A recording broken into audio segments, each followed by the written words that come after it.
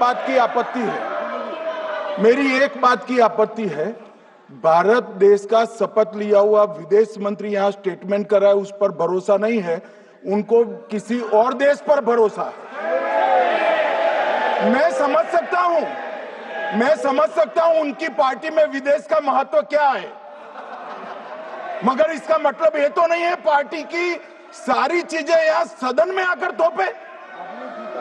भारत के विदेश मंत्री पर भरोसा नहीं करोगे? ओथ लिया हुआ व्यक्ति यहाँ पर बोल रहा है, ही इज रिस्पॉन्सिबल। माननीय अध्यक्ष जी, इसीलिए ये वहां बैठे हैं और 20 साल तक वहीं बैठने वाले हैं।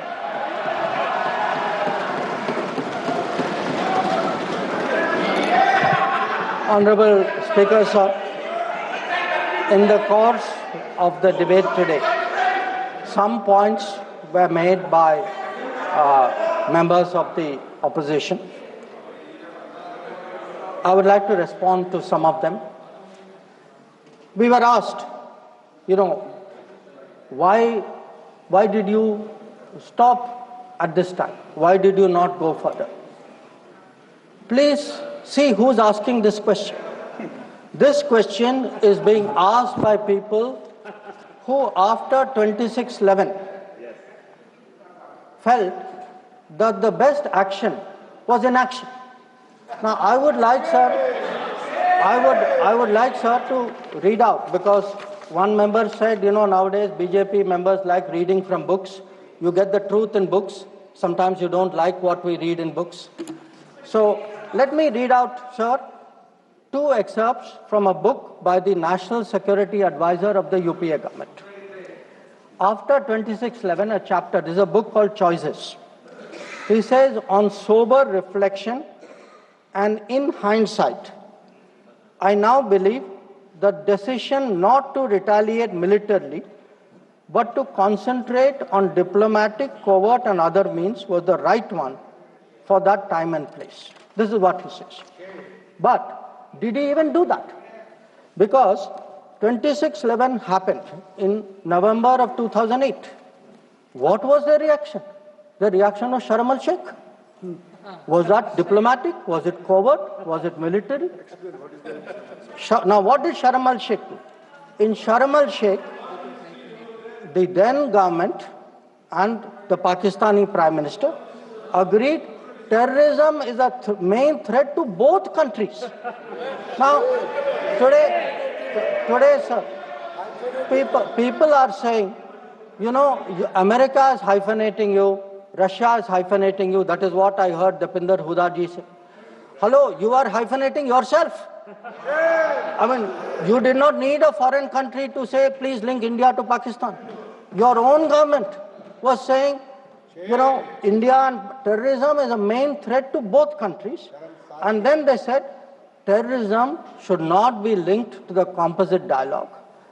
And worst of all, they accepted a reference to Baluchistan in that. Now, here is a country reeling after 26/11. And you are equating Baluchistan and 26/11, what happened in Mumbai, and you are saying that the perpetrator and the victim have both got a problem. And then now you are asking me, why didn't you go further? People who did nothing are asking a government which did so much, saying, why didn't you do more? Now, you might think, sir, that this is a one-off, but this is a habit, because this is the thinking in that part of the house. Some years ago, there was, if you remember, sir, the Mumbai train bombing. The Mumbai train bombing happened in July of 2006. In September of 2006, 3 months after the Mumbai train bombing, at Havana, the UPA government, with its Pakistani counterpart, condemns all acts of terrorism as though we are both again equal, and agrees that it's a scourge that we need to effectively deal with together. And then they directed again resumption of dialogue. So, what I want to highlight is, for people who did nothing to have the temerity, the gumption today, to ask a government which did so much, which brought down Bhavalpur and Muridke, to say, why didn't you do more? I think it's extraordinary. Now, Now, sir, we also heard from one of the early speakers saying we are now facing a two-front, and that the leader of opposition has been warning us about two-front. Now, all I can say, sir, is the person who said it, and maybe the leader of opposition, must have missed their history lessons in school. I'll tell you why. Because I would like to walk you through the history of this two-front. The two-front started because of something called POK. POK was created in 1948-49 by the government of this country by not completing the job of what was to be done. Now, sir, the House should note these dates. The two-front started 1963 when the Shaksgam Valley was ceded by Pakistan to China as a result of an agreement. Then in 1966, the Karakoram Highway was agreed upon, which took 20 years, was completed in 1986. Now, references were made to China-Pakistan military collaboration. So when did this collaboration start? I'll give you the year, 1966. In 1966, the first Chinese military supplies went to Pakistan. When did nuclear collaboration start? 1976. 1976, when Bhutto arranged for China-Pakistan to get together on this. And in 1980s, when Prime Minister Rajiv Gandhi was visiting China and Pakistan, that was when the nuclear collaboration was at its height. Now, let me go further. You will say, why are you talking history? So let me bring this further up. 2005, Pakistan-China Treaty of Friendship and Cooperation. 2006, Pakistan-China Free Trade Agreement. 2013, handing over of Gwadar to China, Gwadar port to China. May 2013, announcement of China-Pakistan Economic Corridor. So, sir, we are getting warnings about a US-China, Pakistan-China collaboration when this collaboration has been going on for 60 years. Now, let me also address two other points. There was a reference made to IMF that, why did you not stop? Why did you not stop? आपने सवाल उठाया तो जवाब भी सुनना पड़ेगा. आपने उठाया ना, आपके उपनेता ने उठाया, आपने सुनो जवाब. अब जैसे सवाल करोगे वैसे जवाब सुनने पड़ेंगे. Sir, the IMF loan which was given was approved in September 2024. It was an extended fund facility of $7 billion. Now, sir, the House should know, Pakistan is a serial borrower from the IMF. I think 16 or 17 times they have taken IMF package. Now, very interesting comparison, sir. In 2008, Pakistan got a standby arrangement of $9.70 billion. In 2013, it got another one of $5.9 billion. So the very people who are concerned today at a $7 billion package should remember a $15 billion package went through for Pakistan during that tenure. Now, reference was made, sir, to FATF. I want to say the longest period that Pakistan has been under FATF grey list has been under the tenure of the Modi government. During the Modi government, from 2018 to 2022, 1,576 days, Pakistan was in the grey list. Yes, they were in the grey list earlier also. I am not denying that. It was for a shorter period. But I again want the House to appreciate that the FATF meeting in May 2025 has kept Pakistan in the enhanced follow-up category, recognizing that the compliance of Pakistan is only partial. Now, sir, so much for Pakistan. Some members also raised issues pertaining to China. So I would like to spend a few minutes on that. So I would first like the House to appreciate, because today we are getting these lectures saying China is a great danger, China, Pakistan are together, we are warning you. So what does the Congress party really think about China? Don't go by what they say. Let us see what they did. In 2005, China was designated as a strategic partner during Prime Minister Wen Jiabao's visit to India. Strategic partner. And there is a concept, very famous concept called Chindia, a belief that China and India have common interest. And the main proponent of Chindia is the party spokesman of the people opposite. Now, some mention was made about visits, including my visit. Yes, I went to China. I went to China to make our position very clear about de-escalation, about trade restrictions, and about terrorism. I did not go to China for the Olympics. I did not go to China for secret agreements. I did not go.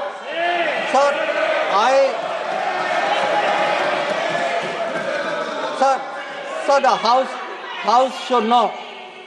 should know that people were watching Olympics when China was issuing stapled visas for people from Arunachal Pradesh and Jammu and Kashmir. This is the reality of China. Now, let me really tell you, sir, how is the relationship with China. Some years ago,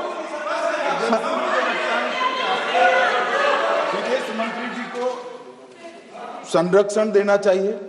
उनके speaker जब बोल रहे थे, हम पूरे धैर्य से सुने। मैं बताऊंगा कितनी असत्य बातें बोली गई कल, परंतु फिर भी असत्य को भी हम हलाहल समझकर पी गए। अब ये सत्य भी नहीं सुन पाते हैं। माननीय अध्यक्ष, मुझे लगता है आपको प्रोटेक्शन देना चाहिए। बैठे बैठे टोका टोकी करना सबको आता है, ऐसा नहीं हमें नहीं आता, मगर इतने गंभीर विषय पर चर्चा जब हो रही है तो सरकार के प्रमुख विभाग के मंत्री को बोलते हुए बैठे बैठे टोकना ये विपक्ष को शोभा देता है क्या? मान्यवर, आपने बिल्कुल उनको आग्रह से कहना चाहिए, वरना हम भी हमारे मेंबर को बाद में समझा नहीं पाएंगे।